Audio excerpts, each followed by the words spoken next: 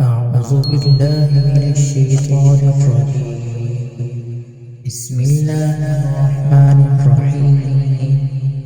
وقال الملك إني أرى سبع بقرات سمان يأكلهن سبع عجاف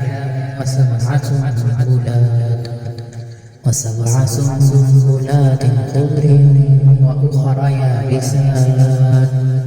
يا أيها الملأ أفتوني في رؤياي إن كنتم للرؤيا تعبرون. قالوا أضغاث أحلام وما نحن بتأويل الأحلام بعالمين. وقال الذي نجا منهما وادكر بعد أمة أنا أنبئكم بتأويله فأرسلون. يوسف أيها الصديق أفتنا في سبع بقرات سمان يأكلهن سبع عجاف وسبع سنبلات خضر وأخر يابسات لعلي أرجع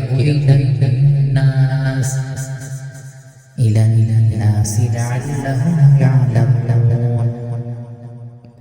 قال تزرعون 7 سنين دأبا فما حصدتم فذروه في سنبله إلا قليلا مما تأكلون.